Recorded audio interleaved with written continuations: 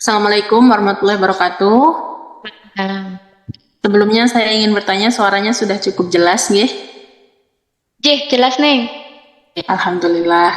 Alhamdulillah pada malam hari ini kita bisa bermuajah via online, tapi semoga tidak mengurangi giroh kita untuk terus belajar dimanapun, kapanpun, dan dengan mediasi seperti apapun. Saya pertama-tama ingin memperkenalkan diri, jadi karena kan kalau katanya pepatah tak kenal maka tak sayang gitu ya. Saya Imas Fatimah Zahro, domisili Kediri, tepatnya dari Pondok Pesantren Lirboyo, yang sekarang berusia 26 tahun, seorang ibu baru dan seorang istri, yang mana pernikahannya usianya masih belum ada 2 tahun. Jadi sebetulnya saya pun masih belajar dalam mengarungi bahtera rumah tangga, juga sama-sama masih belajar dalam menjadi seorang ibu yang syarat akan uh, kemampuannya untuk mendidik anak-anak, karena kita tahu bahwa Madrasatul Ula, madrasah pertama bagi anak-anak adalah kita. Jadi saya juga masih terus belajar, cuman sepanjang kehidupan saya berada di pondok pesantren yang notabene pondok pesantren salaf. Di sana saya banyak diajarkan mengenai hikmah dan juga prinsip hidup dari para salafus soleh maupun dari para sahabat, begitu pula dari Nabi Agung Muhammad SAW. Sehingga apa-apa yang kami sampaikan semoga nanti bisa membuka cakrawala pemikiran teman-teman semua, yang mana kita juga sama-sama berusaha untuk mengimplementasikan ke dalam kehidupan kita sehari-hari, yang supaya prinsip hidup kita, kemudian nilai-nilai hidup kita selaras dengan syariat Islam yang semoga nanti diridhoi oleh Allah Subhanahu wa taala.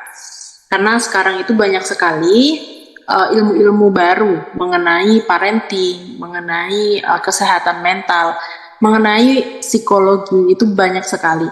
Tetapi saya yang dari notabene salaf tentu terbatas untuk mempelajari itu.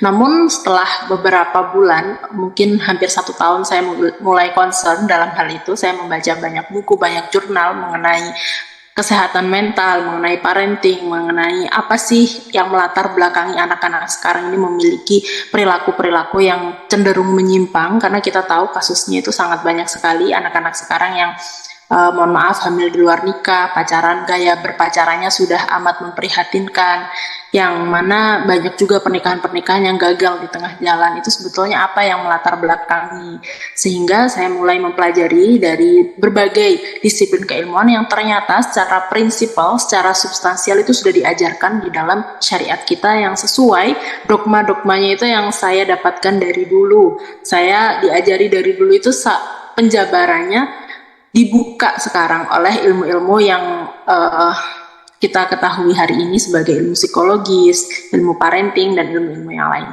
Jadi mungkin saya di sini akan mengkorelasikan antara ilmu syariat yang saya pelajari dan ilmu-ilmu yang mungkin lebih dekat kepada kita karena hasil tajribah atau hipotesa yang baru saja dilakukan dari jurnal-jurnal yang bisa teman-teman baca, dan dari jurnal-jurnal yang saya baca. Jadi mungkin itu yang bisa saya sampaikan perkenalan. Ini masih perkenalan ya, belum langsung materi kan? Ya, Assalamualaikum warahmatullahi wabarakatuh. Bismillahirrahmanirrahim. Alhamdulillahirabbil alamin wa bihi nasta'inu ala umuri dunya waddin. Alhamdulillahirabbil alamin, kita bisa berkumpul pada malam hari ini yang akan membahas mengenai sebuah materi yang sudah kami persiapkan. Yang mana fase di sini ada materi di sini adalah materi tentang fase menjelang pernikahan sesuai dengan tema yang sudah diajukan di awal. Jadi saya membuat materi sesuai dengan request, karena kalau daunnya Mbah Maimun itu ngaji yang paling baik itu adalah ngaji yang diminta. Jadi kita bisa menyampaikan apa-apa yang memang menjadi permintaan dari audiens, sehingga kalau teman-teman menginginkan ngaji tentang pranikah, insya Allah saya sudah mempersiapkan materinya. Dan ini bisa kita simak bersama. Fase persiapan menjelang pernikahan yang pertama adalah husni niat. Karena kita tahu dalam Al-Quran, wa ma khalaqtul jinna wal insa illa liya'budun, bahwa sesungguhnya Allah itu tidak menciptakan manusia dan jin kecuali untuk illa liya'budun, untuk beribadah. Nah, ibadah di sini jika kita memaknainya hanya sebagai ibadah-ibadah yang murni atau ibadah mahdhah, yaitu puasa, sholat, zakat, maka akan sempit sekali maknanya, maka akan sempit sekali ruang lingkupnya. Tapi ibadah-ibadah di sini itu sangat beraneka ragam dan sangat bermacam-macam. Ibadah yang dimaksud di dalam agama itu bukan hanya tentang hablum minallah, bukan hanya tentang ritual, bukan hanya tentang saleh ritual, yaitu sholat, puasa, zakat, ibadah mahdhah, tetapi juga hablum minan nas, yaitu adalah saleh secara sosial. Sehingga ketika seseorang ini akan menikah, maka dia itu sedang menuju pada melakukan ibadah yang mana ibadah tersebut adalah ibadah yang paling panjang dan ibadah yang membutuhkan persiapan yang lebih matang. Kalau ibadah-ibadah mahdhah, sholat, puasa, zakat, yang kita butuhkan adalah ilmu untuk mengetahui bagaimana kaifiyahnya, tata caranya, sah tidaknya ibadah yang kita lakukan. Tetapi menikah di sini merupakan sebuah ibadah yang kita butuh bekal lebih dari itu. Makanya beberapa fase sebelum menikah itu juga harus yang namanya dipersiapkan. Karena Rasulullah SAW pernah bersabda bahwa ya ma'syarus sabab, dalam hadisnya, hadis yang di sini memuat anjuran untuk menikah secara substansial, yang mana berbunyi ya ma'syarus sabab man istata'a minkum alba'ata falyatazawwaj. Alba'ata man istata'a minkum alba'ata falyatazawwaj. Wahai kalian semua pemuda-pemudi, siapa saja di antara kalian yang sudah mampu di sini. Di sini digarisbawahi mampu. Istitoah, maka menikahlah. Jadi menikah itu bukan hanya sekedar sunnah saja. Anikah min sunnati, faman raghiba an sunnati falaysa minni. Itu saja hadisnya yang selalu diberitahukan kepada siapa saja bahwa nikah itu sunnah. Sehingga harus yang namanya disegerakan, karena barang siapa yang tidak menyukai sunnah maka dia jauh dariku. Padahal redaksi lain Rasulullah itu menegaskan secara eksplisit bahwa menikahlah tetapi jika kamu sudah siap. Al-ba'ata, man istata'a minkum al-ba'ata falyatazawwaj. Sehingga mampu di sini adalah mampu yang dimaksudkan secara dohir dan juga batin, bukan hanya mampu secara finansial saja, tetapi juga mampu secara mental, mampu yang namanya kita ini meregulasi emosi, mampu yang namanya kita ini mengkomunikasikan kebutuhan-kebutuhan kita dengan cara yang baik, mampu membuat batasan yang sehat, mampu yang namanya menanggung beban kehidupan setelah menikah dengan sabar, dengan hal-hal yang di situ membuat kita semakin dekat kepada Allah Subhanahu wa taala. Karena banyak sekali nanti di bawah ada ini beberapa niat yang dianjurkan dalam menikah, yaitu adalah menjalankan sunnah, mengharap keberkahan. Ini ada banyak sekali, bisa teman-teman baca. Saya akan menjabarkan yang mungkin tidak tertulis di sini, tapi secara substansi ada di dalam slide yang teman-teman lihat di layar. Jadi di sini kita melihat bahwa mampu adalah kemampuan dohir dan juga batin. Dan anak-anak sekarang itu ternyata banyak sekali yang memiliki traumatis tertentu. Traumatis yang entah dari mungkin pola asuh dari keluarga sebelumnya, karena sebetulnya tidak bisa kita menyalahkan pola asuh orang tua yang mungkin menyebabkan traumatis terhadap seorang anak, atau tidak adanya contoh hubungan pernikahan yang harmonis terhadap seorang anak, sehingga ketika anak itu ingin menjalin pernikahan, dia tidak tahu bagaimana sih caranya memiliki hubungan yang harmonis, bagaimana sih caranya untuk berkomunikasi secara asertif, bagaimana sih caranya saling menghargai antar suami istri, karena tidak memiliki contoh itu. Tetapi meskipun kita tidak bisa menyalahkan apa yang sudah terjadi, tetapi kita bisa mencari solusi dan jalan keluar supaya pernikahan kita ke depan bisa menjadi pernikahan yang sesuai dengan cita-cita Islam, yaitu waja'alna bainakum mawaddata warahmah, adalah pernikahan yang syarat akan ketenangan, akan sakinah, akan mawaddah dan juga cinta kasih, yaitu adalah pernikahan yang penuh dengan rahmah. Maka perlu yang namanya kesiapan. Al-ba'ata, seperti yang dilakukan oleh Rasulullah SAW, adalah mampu secara dohir dan juga mampu secara batin. Sehingga ketika kita ini menyadari bagaimana sih caranya kita itu mampu, mungkin kalau mampu secara dohir kita bisa mengupayakannya dengan mencoba mandiri secara finansial, terutama untuk laki-laki ya, karena kewajiban atau tanggung jawab nafkah itu sejatinya ada pada laki-laki. Tapi bagaimana mampu secara dohir, mampu secara batin, yaitu adalah kita harus memiliki yang namanya kesadaran diri bahwa kita ini hidup harus memiliki yang namanya tujuan untuk beribadah itu tadi. Sehingga menikahnya itu bukan hanya sekedar ingin menikah karena teman-teman saya sudah menikah, karena keluarga saya menyuruh saya menikah, tetapi betul-betul meniatkan diri pernikahan ini adalah pernikahan yang saya lakukan secara sadar, pernikahan yang sudah saya persiapkan dengan semaksimal mungkin, pernikahan yang bukan hanya dilakukan karena atas dasar rasa suka tanpa adanya kesiapan, tanpa adanya yang namanya kematangan ya di dalam banyak unsur, entah itu emosional dan juga yang lain-lain. Maka ketika kita menyadari bahwa hidup ini punya tujuan, sehingga kita harus mempersiapkan, terutama tujuannya ibadah, dan ibadah itu pernikahan ini adalah al-ba'ata bagi orang yang manis tato'a, bagi orang yang memang sudah mampu, maka pernikahan itu harus dipersiapkan lagi-lagi. Tetapi Rasulullah di sini juga memberikan yang namanya anjuran atau memberikan maaf sebentar.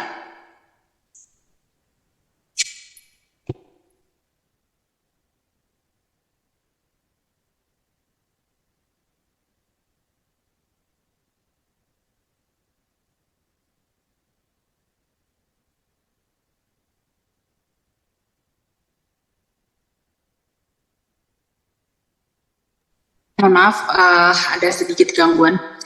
Jadi mempersiapkan secara dohir dan batin. Batin di sini salah satunya kita harus memiliki yang namanya self awareness, atau dalam bahasa kitabnya itu adalah muhasabah lin nafs. Jadi kita selain tahu tujuan kita apa, dan kita terus bermuhasabah,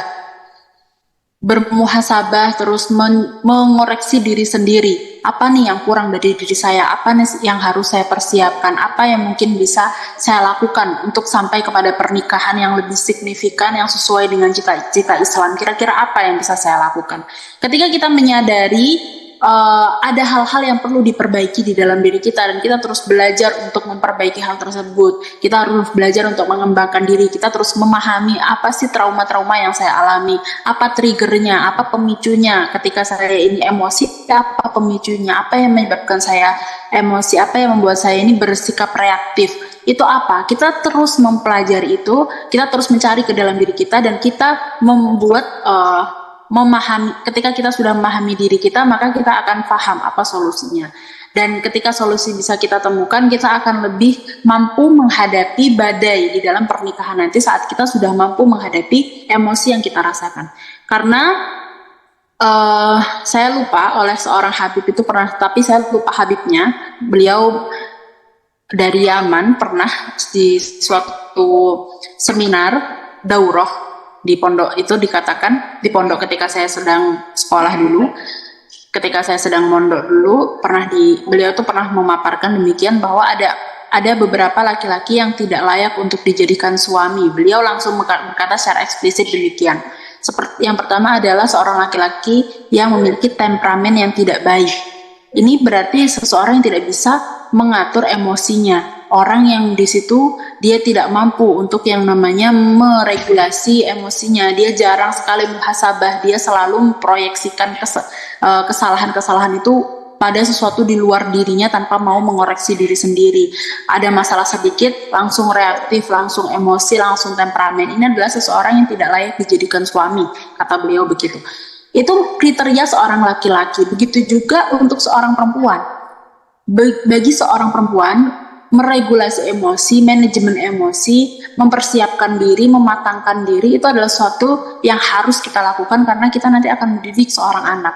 Mendidik seorang anak, jika kita memiliki sumbu pendek dari emosi kita, maka akan sulit sekali untuk bersikap sabar, sulit sekali untuk menanggulangi perilaku-perilaku ajaib dari seorang anak dengan tenang, dengan cara yang tidak membukai anak kita. Karena kadang kan kalau seorang ibu emosi, terlalu lelah dengan keadaan, kemudian anaknya berulah, tanpa sengaja seorang ibu itu bisa melampiaskan emosi dan rasa lelahnya itu terhadap anak-anaknya lah. Jadi perlu sekali kita ini juga yang namanya memiliki self control, mampu menahan emosi, mampu menahan amarah. Itu adalah salah satu hal yang perlu diperhatikan dan itu paling penting sebelum kita ini masuk pada jenjang pernikahan. Karena dari emosi itulah segalanya itu bisa bermulai dari keharmonisan. Jika kita mampu meregulasi emosi, pernikahan kita bisa harmonis. Kemudian dalam mendidik anak-anak kita bisa mendidik dengan cara yang penuh dengan akhlak, bisa mendidik dengan cara yang sesuai dengan yang Rasulullah Shallallahu Alaihi Wasallam ajarkan. Kemudian selain daripada kesiapan itu tadi, maka yang pertama adalah husni niat, tahu niatnya untuk beribadah seperti yang sudah saya paparkan di awal, bahwa sesungguhnya bahwa khalaqtul jinna wal insa illa liya'budun. Allah itu tidak menciptakan jin dan manusia kecuali untuk beribadah, dan pernikahan ini adalah bagian dari ibadah.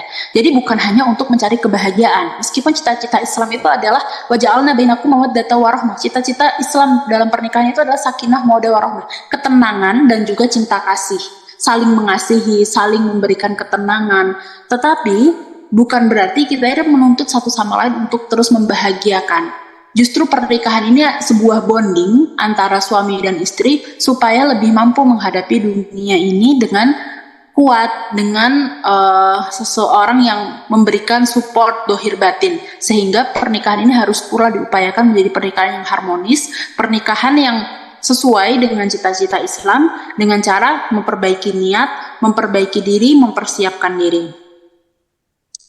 Lalu kemudian kita teman-teman bisa baca ya di situ beberapa niat yang dianjurkan di dalam menikah. Ini sesuai dengan anjuran para salafus saleh.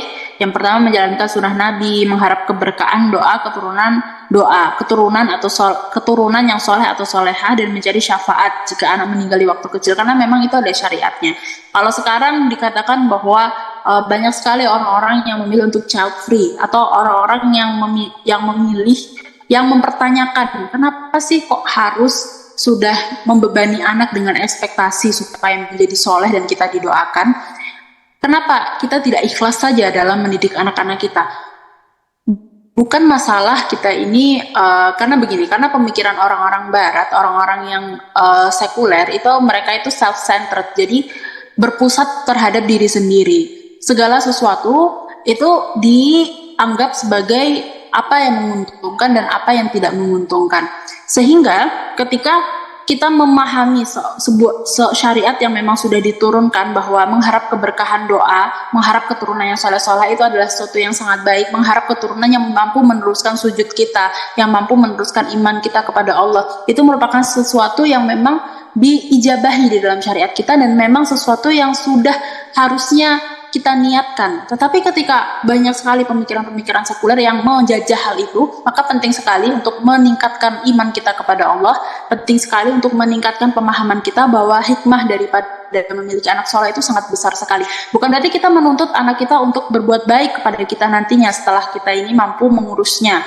Bukan berarti anak kita itu berhutang budi kepada kita, bukan berarti kita membebani mereka, tetapi kita ini mencoba mendidik anak menjadi hamba yang kafah, hamba yang dekat dengan Tuhannya, hamba yang sesuai dengan cita-cita Islam itu sendiri. Sehingga ketika anak soleh ini secara tidak langsung ketika kita mendidik anak-anak menjadi anak yang soleh, maka dia akan mampu memberikan feedback yang positif terhadap kita dengan perilaku yang baik, perilaku yang sopan, dengan turut membahagiakan orang tuanya. Itu merupakan sebuah hikmah. Kemudian memejamkan pandangan terhadap hal-hal yang diharamkan. Ini salah satu tujuan dalam pernikahan. Karena salah satu larangan daripada seorang laki-laki itu larangannya memiliki pandangan yang tidak bisa dijaga.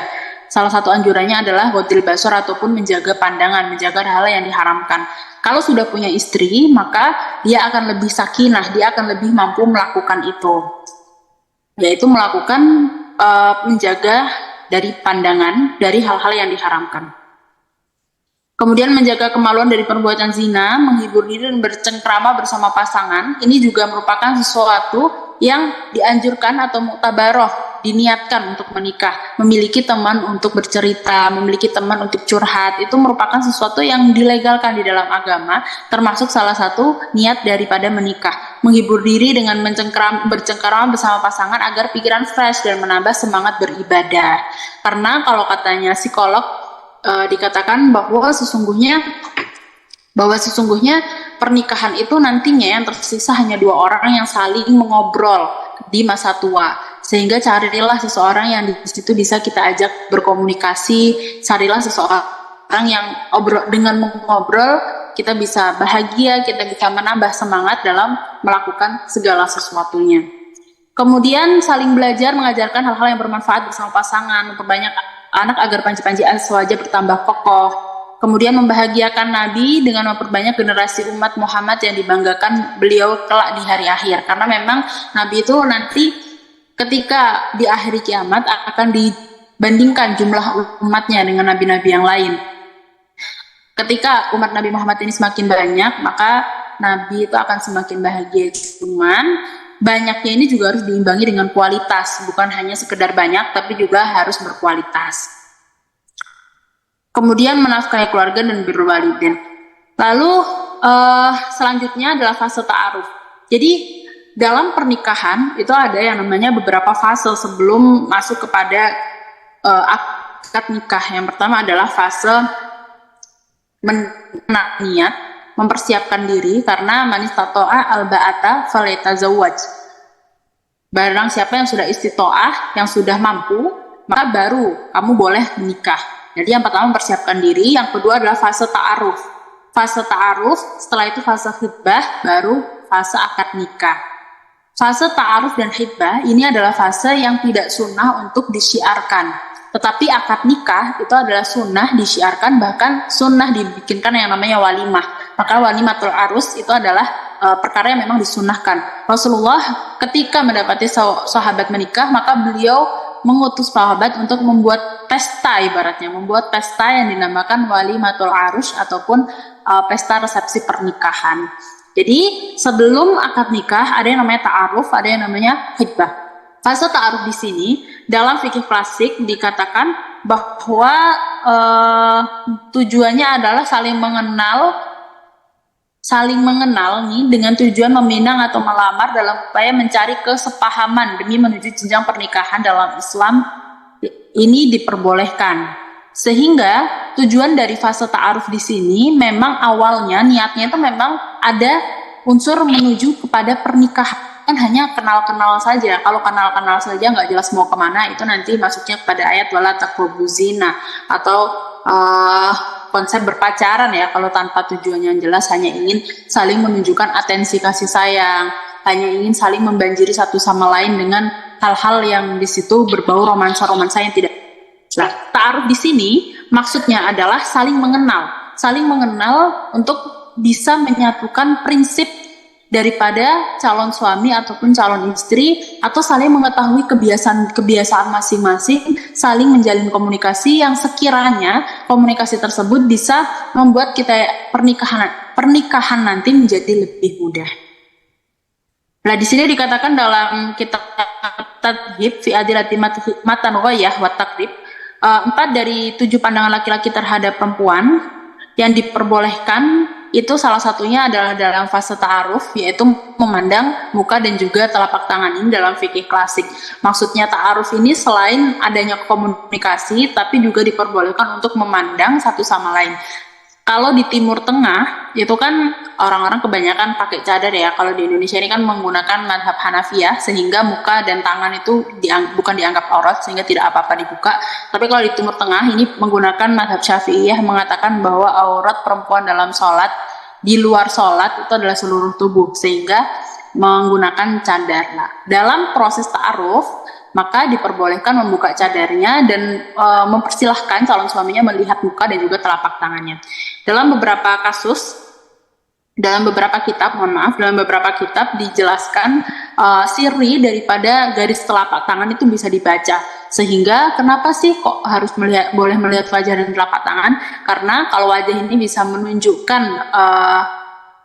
parasnya, jika telapak tangan ini bisa menunjukkan sifat-sifatnya. Kemudian tetapi ta'aruf yang dimaksud itu juga bukan hanya itu saja. Namun ta'aruf itu adalah tentang mengenal satu sama lain, mengenal tanpa bertele-tele ya. Jadi kalau misalkan banyak sekali anak sekarang itu yang saling ta'aruf bilangnya, tapi sebetulnya juga tidak jelas tujuannya. Maka hal itu bukan dinamakan ta'aruf. Karena ta'aruf ini adalah komunikasi dua arah, yang mana ketika seseorang ini memang sudah siap menikah dan mampu berkomunikasi dan berta'aruf dengan cara yang benar, maka tidak akan ada yang namanya bertele-tele. Pasti hal-hal prinsip yang akan disampaikan. Karena orang ketika sudah betul-betul siap, maka yang perlu dicocokkan adalah hal-hal prinsip saja yang sekiranya perlu untuk diobrolkan. Mungkin bisa saya contohkan ketika sebelum saya menikah, ketika saya dinador oleh calon suami saya yang menjadi suami saya saat ini, kami terlibat dalam beberapa percakapan yang memang di situ merupakan sebuah hal-hal prinsip bagi kami.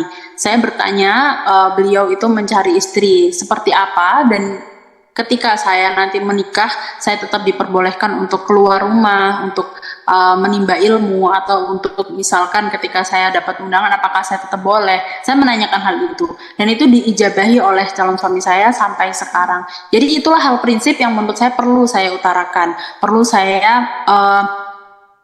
saya paparkan terhadap calon suami saya. Lah, begitulah cara berkomunikasi dalam ta'aruf, sehingga tidak bertele-tele, tidak saling memberikan banyak perhatian atau games uji coba, atau yang namanya harus menunjukkan rasa cinta yang terlalu berlebihan seperti anak-anak sekarang. Itu sepertinya tidak perlu, karena justru akan terjerumus pada hal-hal yang tidak diinginkan. Nah, di sini bahwa ta'aruf itu bukan hanya tentang mengenal calon pasangan, tapi lagi-lagi juga tentang mengenal kebutuhan, mengenal diri sendiri.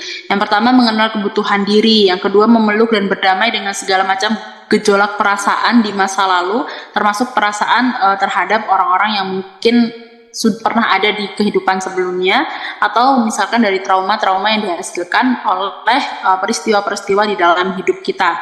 Kemudian punya signifikansi dalam hidup, yaitu kita punya tujuan, seperti yang saya paparkan juga di awal, bahwa yang hidup yang bermakna, orang yang memiliki hidup yang bermakna adalah orang yang tahu tujuan hidupnya. Dan dia tetap punya kemandirian, dia tidak bergantung 100% terhadap orang lain, dia sudah mampu bertanggung jawab terhadap dirinya sendiri. Ini juga penting. Kemudian tahu cara membuat dirinya itu bahagia tanpa merepotkan orang lain. Itu juga penting. Karena banyak sekali pernikahan-pernikahan anak sekarang itu yang sangat-sangat tidak sehat ya, karena saling menuntut kebahagiaan dengan cara yang tidak semestinya. Kemudian punya kecerdasan emosional, termasuk manajemen emosi yang baik. Tadi saya sudah paparkan bahwa oleh seorang Habib ketika saya mengikuti daurah di pondok, dipaparkan bahwa ada beberapa laki-laki yang tidak layak untuk dinikahi. Yang pertama adalah orang yang temperamennya jelek, orang yang temperamennya naik turun, emosian. Nah, ini karena pasti akan melelahkan sekali ketika memiliki hubungan atau menjalin pernikahan dengan orang yang demikian. Maka laki-laki yang seperti ini tidak layak untuk dinikahi. Kemudian yang kedua adalah laki-laki yang pelit, atau laki-laki yang tidak memberikan atau tidak melonggarkan nafkah istri, yang tidak bermurah hati terhadap istrinya. Akan sulit juga menikah dengan seorang laki-laki seperti ini. Kemudian yang ketiga adalah laki-laki yang mata keranjang, atau laki-laki yang tidak bisa godil basor, tidak bisa menjaga pandangannya. Ini juga perlu dihindari, karena laki-laki seperti ini adalah laki-laki yang akan sulit juga menjaga kemaluannya, karena syahwat laki-laki itu sangat mudah sekali dipancing. Seperti halnya perempuan itu mudah dibuat nyaman, perempuan itu mudah dibuat jatuh hati jika dia itu dibuat nyaman. Dan laki-laki syahwatnya itu akan mudah sekali terpancing jika dia tidak mampu menjaga pandangannya. Ini adalah 3 laki-laki yang tidak layak untuk dijadikan suami. Kemudian yang terakhir dipaparkan adalah seorang laki-laki yang tidak paham agama atau tidak punya prinsip yang selaras dengan agama. Jadi dia ini menganggap perempuan tidak seperti halnya seseorang atau makhluk individu yang layak dihargai. Karena kita tahu hadis Nabi secara fi'li ataupun qauli, Nabi adalah seseorang, beliau itu yang sangat menghargai perempuan. Kita tahu salah satu hadisnya beliau memaparkan adalah khairukum khairukum li ahli. Sebaik-baiknya kalian adalah yang paling baik dengan istri-istri kalian. Ini menunjukkan bahwa derajat wanita itu dimuliakan, derajat wanita itu ditinggikan. Laki-laki yang tidak memahami itu tidak akan bisa menghargai kita sebagai seorang perempuan. Jadi 4 itu tadi harus dihindari. 4 itu adalah laki-laki yang tidak layak untuk dijadikan suami. Itu kata Habib ketika saya daurah di pondok dulu. Tetapi itu bukan batasan-batasan itu juga bukan hanya untuk beberapa batasan seperti halnya tadi manajemen emosi yang buruk atau temperamen itu bukan hanya untuk laki-laki saja, tapi juga untuk perempuan. Ketika seorang perempuan ini memiliki manajemen emosi yang buruk, maka dia akan sulit sekali mendidik anaknya dengan cara yang sehat. Dia akan sulit sekali untuk tidak reaktif terhadap hal-hal yang di situ perilaku-perilaku anaknya yang mungkin memancing emosinya. Jadi penting sekali kita ini menyiapkan diri secara emosi juga. Perlu penting sekali kita mengenal diri dengan cara muhasabah itu tadi.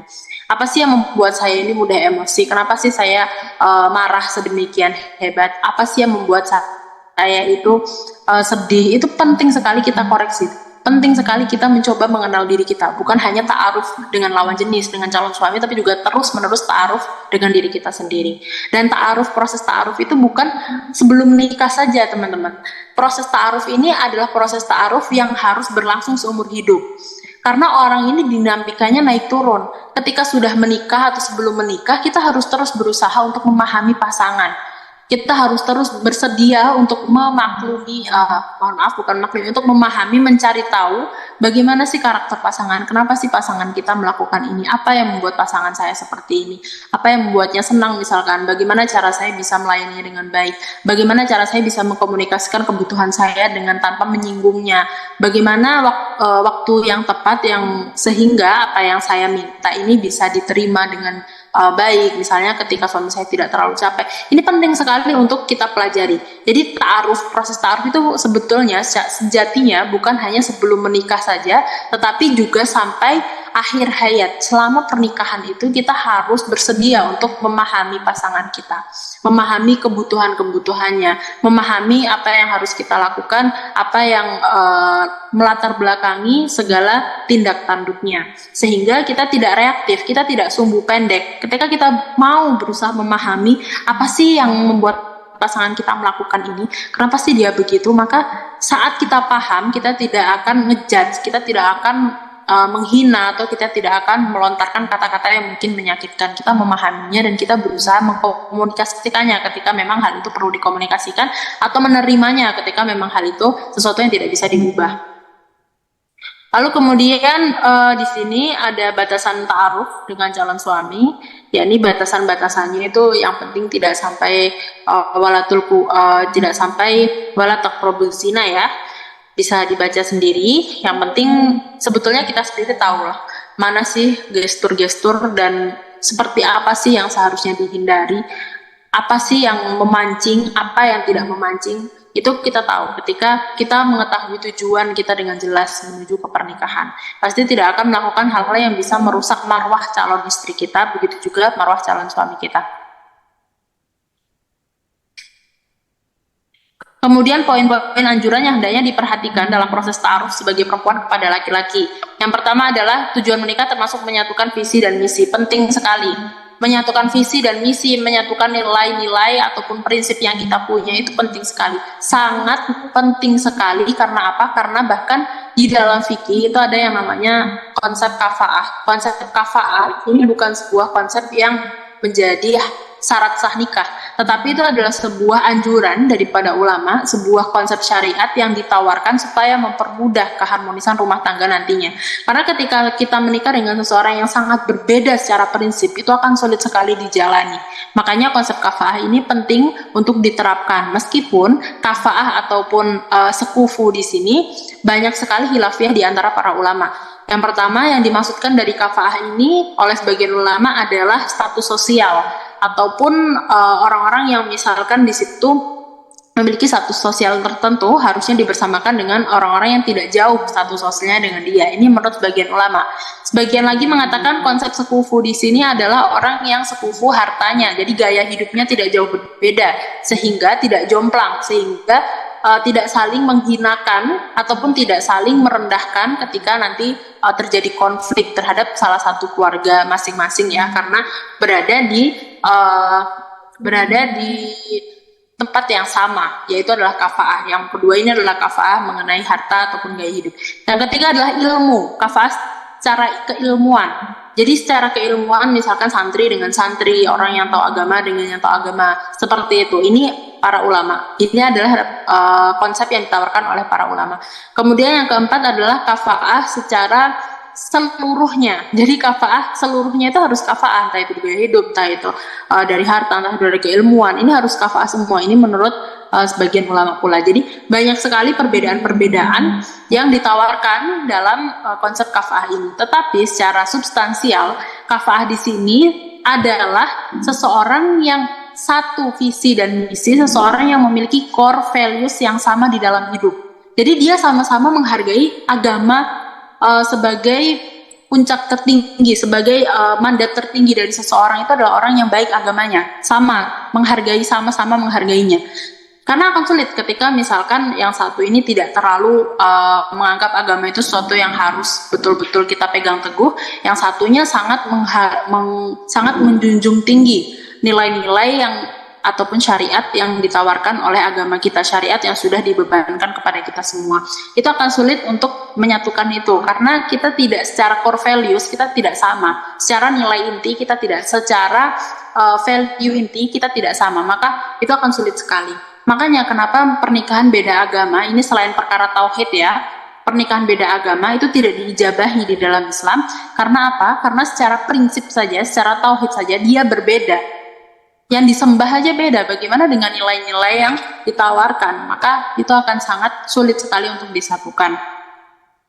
Jadi penting sekali mencari seseorang yang punya satu visi dan juga misi, seseorang yang punya core values, nilai inti yang tidak jauh berbeda dengan kita. Masalah hartanya, masalah hal-hal yang bersifat duniawi atau hal-hal bersifat simbolis, meskipun ada ulama yang mensyaratkan kafaah itu adalah dalam hal itu, tetapi jika misalkan kita dan pasangan ini mampu mengkompromikan hal-hal tersebut, mengkompromikan tentang harta, misalnya mengkompromikan tentang status pendidikan, tapi secara core value, secara nilai inti sama-sama memiliki visi dan misi untuk saling beribadah, untuk saling mendekat kepada Allah, dan keduanya menganggap itu cukup, maka hal itu sudah cukup. Ini juga menurut sebagian ulama yang banyak sekali dipakai ketika ditanya sebetulnya kafaah itu kafaah apanya, sekufu itu sekufu apanya. Maka kita menjawab yang paling penting adalah core values atau nilai inti antara saya dan pasangan itu tidak jauh berbeda. Atau kalau singkatnya ya, santri dengan santri, atau orang yang beragama dengan orang yang beragama baik, kurang lebih seperti itu.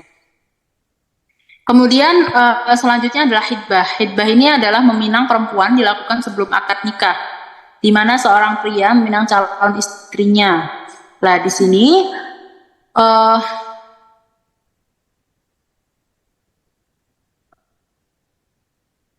sini hitbah itu dianjurkan, yakni masanya tidak terlalu lama, karena ketika kita menghitbah seseorang itu masih belum sah, dalam artian kita hanya mengikat, laki-laki hanya mengikat saja, jadi belum sah secara agama, sehingga banyak sekali kemungkinan atau gangguan-gangguan yang akan terjadi, sehingga dianjurkan waktu hitbah dan akad nikah itu tidak terlalu lama, tapi juga tidak terlalu sebentar.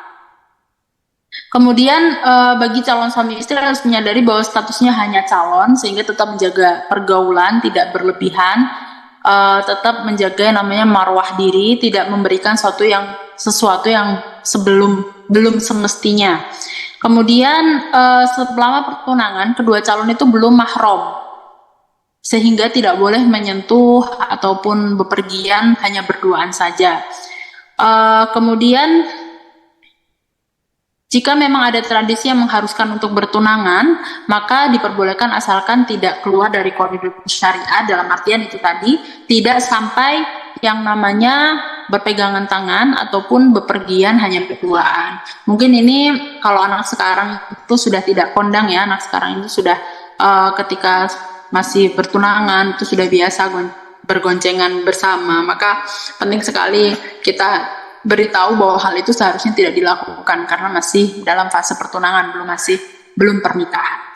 Karena jika kita lihat sendiri ya teman-teman, dari secara psikologis dari seorang laki-laki ketika terlalu mudah mendapatkan perempuan, jika perempuan ini tidak memiliki self respect atau tidak memiliki kehormatan yang dia jaga, atau dia mudah sekali memberikan semua yang dia punya terhadap laki-laki, maka justru laki-laki itu akan uh, minim penghargaan terhadap perempuan tersebut karena sangat mudah sekali kita memberikan apa yang kita punya terhadap dia. Jadi penting sekali kita yang namanya punya kehormatan, kita punya batasan, kita tidak mudah memberikan orang akses untuk masuk ke dalam diri kita, untuk masuk ke dalam hati kita atau membuat kita itu merespon sesuatu. Harus penting itu dibatasi karena jika kita ini mampu menjaga diri, maka laki-laki yang memantaskan dirilah yang akan datang kepada kita. Mungkin itu yang bisa saya sampaikan. Selanjutnya bisa disambung dengan sesi tanya jawab. Assalamualaikum warahmatullahi wabarakatuh. Oke. Terima kasih, Neng. Imas, kami akan izin membacakan pertanyaan dari teman-teman. Yang pertama, ini banyak masuk tentang laki-laki yang tidak layak untuk dinikahi, dijadikan suami. 3 pertanyaan yang sama yang masuk di chat obrolan tentang bagaimana jika terlanjur nih Imas, terlanjur menikah dengan laki-laki yang mempunyai temperamen yang buruk, terus yang pelit, yang tidak paham agama, dan yang tadi laki-laki yang tidak bisa menjaga pandangan. Ini karena ketika sebelum menikah biasanya belum tampaknya setelah menjalani rumah tangga. Ini ada 3 pertanyaan yang sama, jadi kami rangkumkan untuk 1 slide jawaban. Monggo nih Imas. Ya, terima kasih atas pertanyaannya. Jadi bagaimana cara mengetahui atau cara mengatasi gitu ya, cara mengatasi seorang suami sudah terlanjur memiliki 4 sifat tersebut. Jadi mungkin saya akan memulainya dengan cara mengantisipasi. Cara mengantisipasi untuk tidak mendapatkan suami daripada 4 itu tadi adalah kita yang pertama tidak terlalu tenggelam dalam rasa cinta atau rasa suka yang menggebu-gebu. Karena pasti ketika seseorang ini baru perkenalan, masa ta'aruf itu yang akan ditampilkan adalah yang terbaik dari dirinya. Mungkin akan syarat akan yang namanya kepalsuan, tidak betul-betul menunjukkan siapa dirinya yang asli, sehingga kita harus terus sadar bahwa ini adalah fase seleksi. Jadi kita tidak boleh tenggelam dalam rasa suka menggebu-gebu, dan kita memberanikan diri untuk mencari informasi atas laki-laki tersebut dari orang-orang terdekatnya, misalkan dari tetangganya, atau misalnya dari sepupunya, atau dari teman-teman atau rekan kerjanya. Beranikan diri untuk mencari informasi, menggali informasi. Jika tidak kita tanya secara langsung, kita bisa meminta tolong orang lain, bisa meminta tolong saudara kita untuk mencarikan informasi. Supaya apa? Supaya kita tidak terjerumus hidup bersama dengan orang yang justru membuat kita ini jauh daripada, yang justru membuat pernikahan kita ini jauh daripada cita-cita Islam. Mungkin itu. Kemudian yang ketiga caranya adalah dengan istikharah. Jadi kita perlu yang namanya istikharah, salat istikharah, meminta kepada orang-orang soleh untuk untuk menyolatkan istikharah itu, apakah kira-kira baik atau tidak. Jadi istikharah ini tidak dilakukan sendiri ya, yang terbaik, karena ketika dilakukan sendiri ini biasanya hasilnya terpengaruh dengan emosi yang kita rasakan, maka sebaiknya adalah dipasrahkan kepada para kiai atau orang-orang soleh, minta diistikharahkan kira-kira orang ini baik atau tidak untuk saya. Itu adalah 3 cara untuk mengantisipasi. Kemudian yang terakhir adalah, bukan yang terakhir ya, kemudian selanjutnya adalah, mohon maaf ya, saya sering tiba-tiba itu ngeblank karena saya sadari bahwa mommy brain atau loading tiba-tiba setelah melahirkan itu saya rasakan dengan nyata. Jadi tiba-tiba kayak lola begitu. Ini ternyata dialami oleh banyak sekali ibu-ibu di luar sana. Jadi mohon maklumnya ketika misalkan di tengah-tengah menyampaikan materi saya tiba-tiba berhenti dan mengganti topik. Tapi saya akan berusaha sebaik yang saya bisa. Kemudian selanjutnya adalah bagaimana cara mengatasi ketika sudah menikah dengan orang yang temperamennya buruk, orang yang bakhil, kemudian orang yang di situ tidak bagus agamanya, dan orang yang mata keranjang.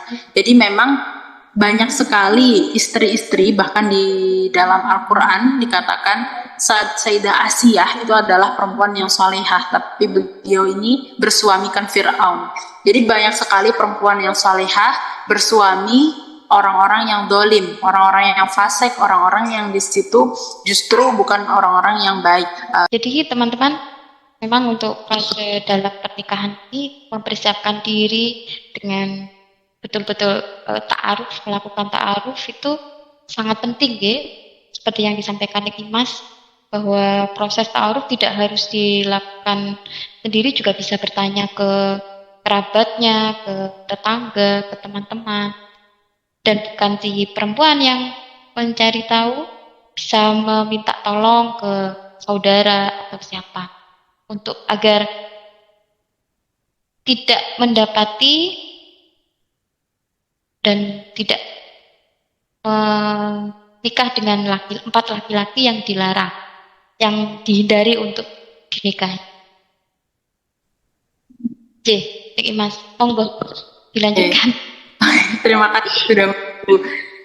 Kemudian cara kita mendapati suami yang ternyata memiliki karakter yang tidak baik, kita harus mengingat-ingat lagi bahwa banyak sekali loh kisah Nabi yang di situ diceritakan bahwa suaminya soleh, istrinya dolim, atau istrinya dolim, suaminya soleh. Seperti halnya Fir'aun beristrikan Sayyidah Asiyah. Beliau ini perempuan yang memiliki iman kepada Allah. Kalau dulu kan belum ada Islam. Islam ini zaman eranya Nabi Muhammad, tetapi zaman dulu itu ada yang namanya agama Samawi. Meskipun agama Samawi, tetapi tauhidnya sama, yaitu menyembah Allah Subhanahu wa taala. Dan Sayyidah Asiyah ini adalah orang yang memiliki iman kepada Allah. Beliau adalah orang yang solihah, tetapi bersuamikan Fir'aun.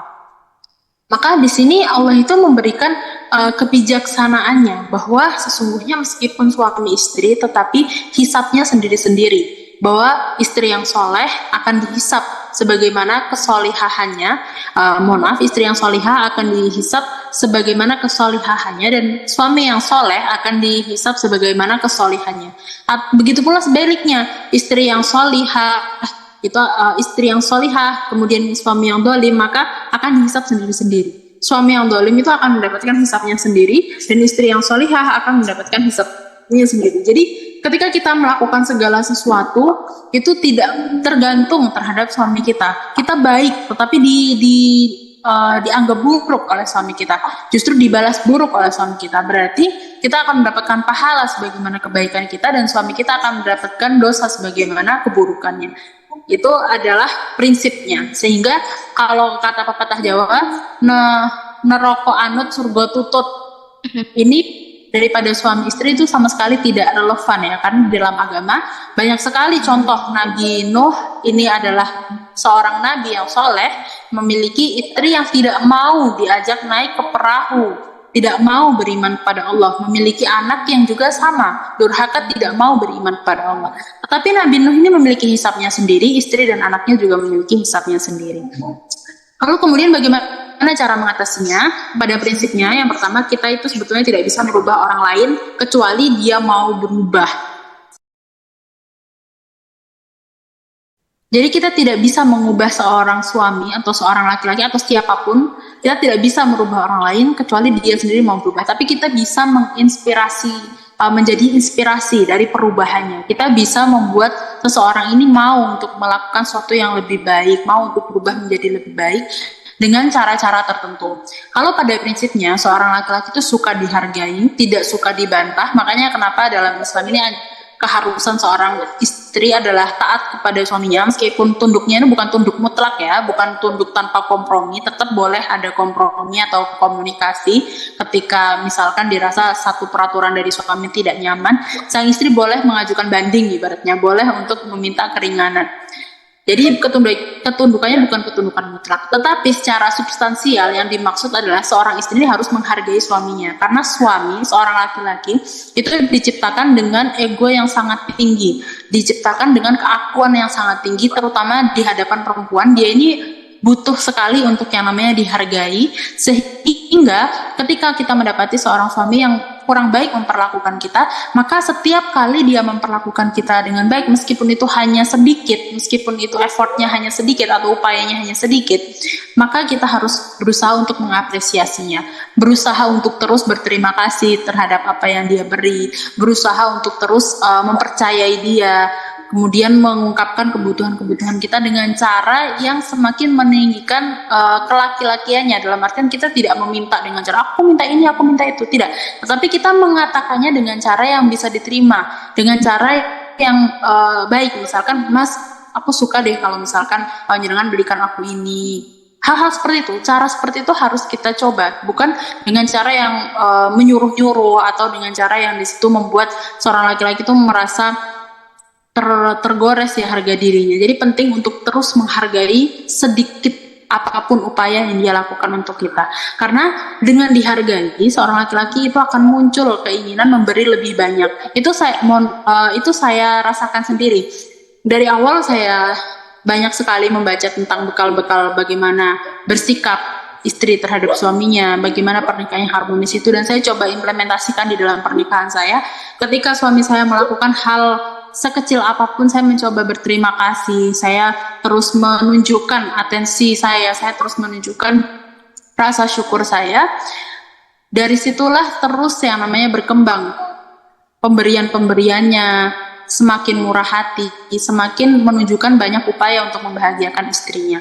Kemudian itu cara yang pertama. Cara yang kedua adalah kita menunjukkan juga bahwa kita ini seorang perempuan yang mampu loh untuk melakukan segala sesuatunya. Dalam artian misalkan suami kita pelit ya, mohon maaf, bakhil, tidak banyak memberikan jatah rumah tangga. Kemudian kita memiliki kreativitas kita sendiri. Kita berusaha untuk membangun perekonomian keluarga lebih baik lagi dengan berjualan online, atau kita misalnya memiliki pekerjaan keterampilan yang bisa kita tawarkan, atau kita justru memiliki karir sendiri.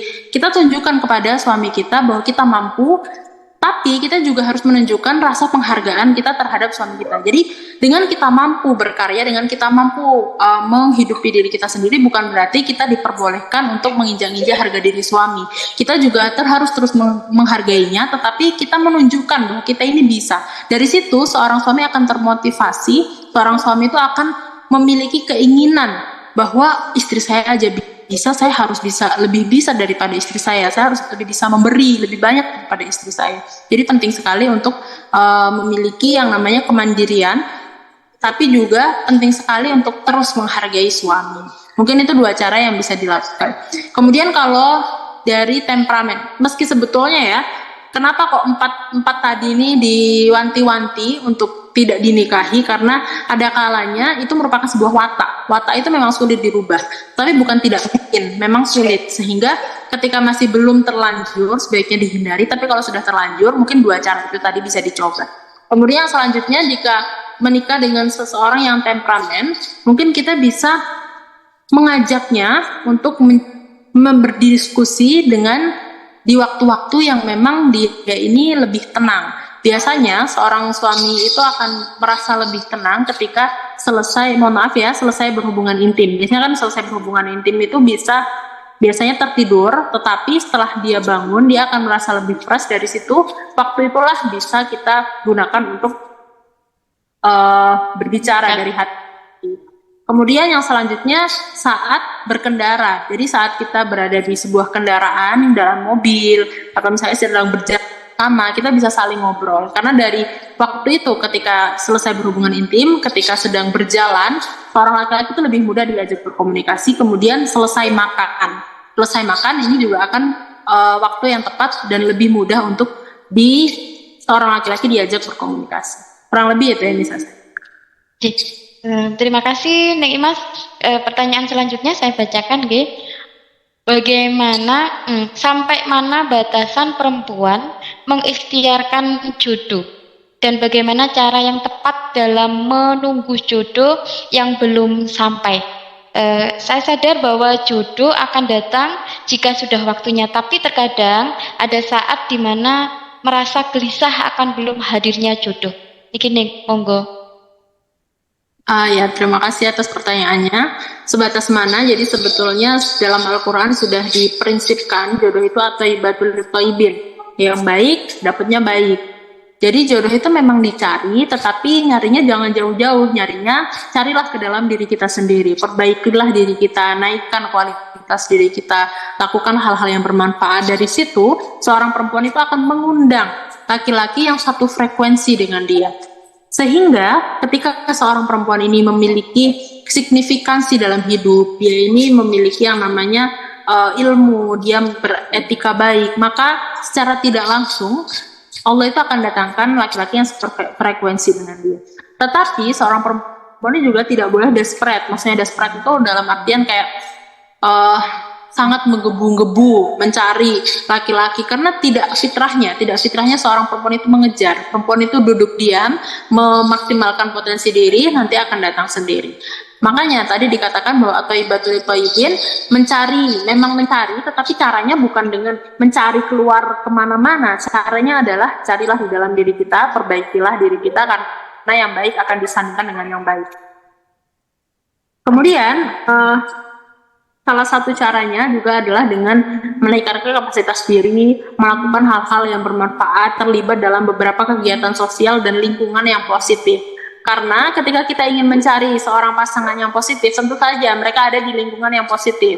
Masa kita mau mencari pasangan yang soleh tapi nyarinya di yang diskotik, kan tidak ada. Jadi kita juga harus terlibat dalam lingkungan yang positif, organisasi yang positif. Kemudian yang di situ syarat akan orang-orang yang saling bermanfaat untuk satu sama lain. Maka disitulah mungkin kita bisa menemukan jodohnya. Jadi bukan dengan menawarkan diri, menjajakan diri kemana-mana, tapi justru dengan terus meningkatkan dan memperbaiki kualitas diri. Nanti akan datang sendiri, dan kita harus meyakini itu. Karena kadang segala sesuatu itu semakin sulit bukan karena apa, tapi karena kita tidak yakin. Orang berdoa, salah satu syarat dari doa dikabulkan adalah yakin bahwa Allah itu maha mampu untuk mengabulkan doa kita, bahwa Allah itu maha mendengar terhadap hamba-hambanya. Ketika kita yakin itu, maka Allah itu akan mengijabahi doa-doa kita. Tapi banyak sekali doa yang kering akan keyakinan, langkah yang kering akan keyakinan. Dari situlah semakin jauh apa yang menjadi tujuan kita. Maka penting kita menanamkan keyakinan bahwa Allah itu maha mampu memberikan segala sesuatunya. Itu mungkin yang bisa saya sampaikan. Terima kasih Neng Imas, semoga menjawab pertanyaan teman-teman. Selanjutnya Neng, satu pertanyaan lagi karena waktunya sampai 21.15, satu lagi pertanyaan. Neng izin bertanya, bagaimana terhadap perjanjian pranikah dan bagaimana sebenarnya hukum atau pandangan dalam Islam terhadap perjanjian pranikah tersebut? Terutama apakah boleh perempuan mengajukan syarat tidak mau dipoligami saat sebelum menikah? Ini dua pertanyaan yang saling terkait. Monggo Neng. Ya, terima kasih atas pertanyaannya. Jadi pertanyaan pertama mengenai perjanjian pranikah. Yang saya tahu sejauh ini perjanjian pranikah itu berisi tentang perjanjian pembagian harta gonogini. Maksudnya harta yang ketika nanti dihasilkan setelah menikah itu milik siapa, maka dibahas di perjanjian pranikah. Secara prinsip, perjanjian-perjanjian yang dibuat sebelum menikah itu diijabahi di dalam syariat. Karena memang itu diperlukan dan juga dipraktekkan oleh beberapa tabi'in. Seperti halnya Sayyidah Sukainah, beliau itu adalah cucu dari Sayyid Ali Zainal Abidin. Sayyid Ali Zainal Abidin itu adalah cucu putra dari Sayyidina Husain. Jadi Sayyidah Sukainah ini termasuk duriyahnya Nabi. Beliau itu perempuan penyair, dan sebelum menikah beliau itu mensyaratkan kepada suaminya bahwa beliau tidak ingin dipoligami. Tetapi di dalam perjalanan pernikahannya Sayyidah Sukainah ini tetap dipoligami, sehingga Sayyidah Sukainah ini mengajukan perceraian atau yang namanya khulu. Kalau dalam syariat mengajukan perceraian itu namanya khulu.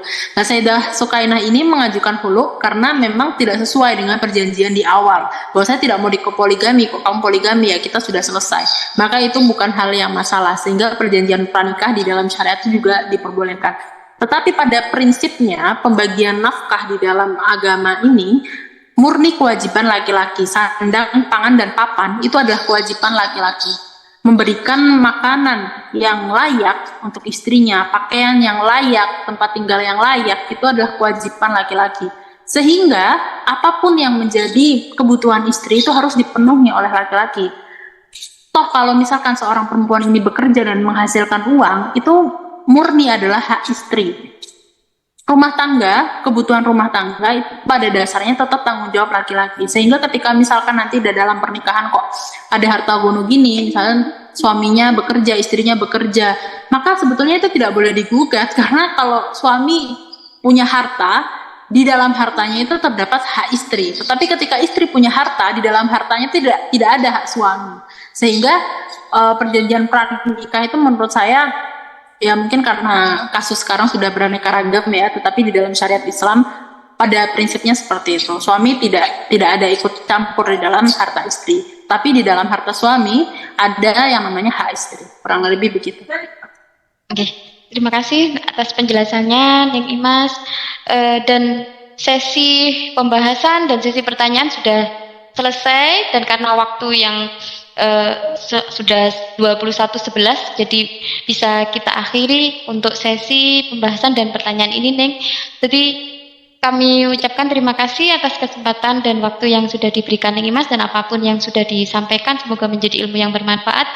Dan kami mohon untuk Neng Imas memberikan closing statement sekaligus membacakan doa. Monggo nih. Closing statementnya apa ya? Saya lihat di sini tuh banyak sekali ibu-ibu yang mungkin sudah cukup berpengalaman dalam kehidupan pernikahan ya. Jadi bukan hanya anak muda saja. Jadi yang bisa saya sampaikan sebagai closing statement adalah sebagai seorang perempuan, kita ini mudah sekali untuk mendapatkan kebaikan-kebaikan, mudah sekali untuk menjadi ladang pahala atau mencari ladang pahala, yaitu dengan kesabaran kita mendidik anak-anak kita, kesabaran kita menerima kondisi suami kita, kesabaran kita dalam membersamai anak kita ataupun suami kita. Itu semuanya tidak percuma dan tidak sia-sia. Itu setiap hembusan nafasnya bernilaikan pahala. Setiap hembusan nafas yang kita lakukan demi anak dan suami itu bernilai kebaikan, bernilai ibadah. Jadi jangan pernah merasa apa yang kita lakukan itu tidak ada harganya. Jangan pernah merasa bahwa apa yang kita lakukan untuk mereka itu sia-sia, karena itu merupakan nilai ibadah yang luar biasa besarnya. Kurang lebih itu yang bisa saya sampaikan. Untuk doa, mungkin kita bisa dengan baca Al-Fatihah. Nanti setelah selesai doa, bertawasul kepada para ulama, para salafus saleh, semoga kita mendapatkan ilmu yang berkah, ilmu yang manfaat, ilmu yang bisa menunjukkan kita kepada kebaikan-kebaikan dan bisa mendekatkan kita kepada Allah Subhanahu wa taala. Bismillahirrahmanirrahim.